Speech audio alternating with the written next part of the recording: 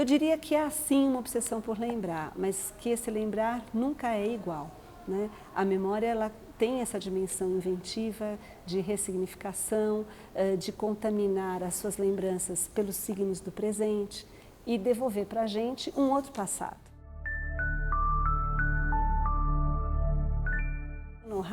Quando ele fala nos lugares de memória, ele vai dizer que houve uma perda dos meios de memória, que efetivamente a gente não consegue mais criar espontaneamente essas memórias, a partir do domínio da oralidade especialmente, mas que é necessário criar lugares, sejam eles as próprias comemorações, os monumentos, em que essa memória possa ser recuperada.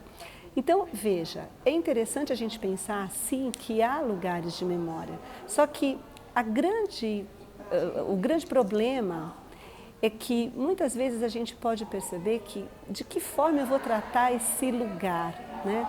O que é efetivamente esse lugar? Em 1998, olha, faz bastante tempo, eu defendi o meu doutorado, entendendo que a mídia tece sim uma forma de memória, mas que é uma forma memética, quer dizer, ela põe para replicar determinadas unidades de significação que consegue ser selecionado por um certo tempo e que tem uma duração, né? Essa duração ela pode ser mais rápida, mais longa, ela tem uma duração que vai depender um pouquinho do impacto que aquilo vai ter, né? E claro, dos agentes que também vão pôr aquilo para replicar. É bastante complexo a gente afirmar que o Jornal Nacional pode ser um lugar de memória, considerando que muitas vezes acaba uma edição do Jornal Nacional e a gente pouco consegue lembrar do que foi dito no Jornal Nacional. Mas como eles podem reproduzir muitas vezes as mesmas manchetes ou notícias de formas diferentes, é claro que aquilo vai ter um impacto. Aquilo vai ter um tempo que vai ficar sendo selecionado no caldo cultural. Nesse sentido, é claro que a mídia ela atua também como um arquivo. Ela garante ali algumas formulações e formas, né, que vão se reproduzir.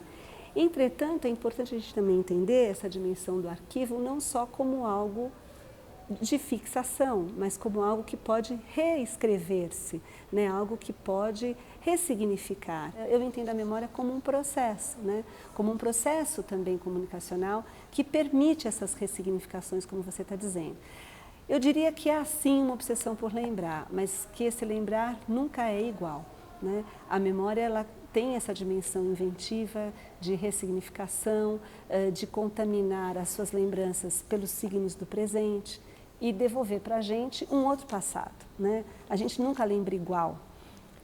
Do mesmo modo, essas obsessões por lembrar que a gente reconhece, tanto na mídia quanto na sociedade em geral, elas também não são iguais. Há exemplo que eu gosto de pensar nisso, tanto dessas cenas, dessas práticas que eu tenho estudado, como aquilo que vem das linhas de eletrodomésticos. Então você tem lá uma batedeira dos anos 50. Só que tem sempre alguma coisa que é um pouco diferente da batedeira dos anos 50 efetivamente. Ou seja, mesmo nos produtos comerciais, essa busca por esse material do passado, por esse passado, ela vem diferente, né? Ela vem imiscuída, ela vem misturada a outras formas de você codificar o tempo, que não é só o passado. Tá? Então, eu acho que sim, a gente vive uma cultura da memória, é uma inflação de memória, mas de alguma forma eu acredito que também a gente tem que pensar na memória como esse processo que permite a ressignificação desse próprio passado.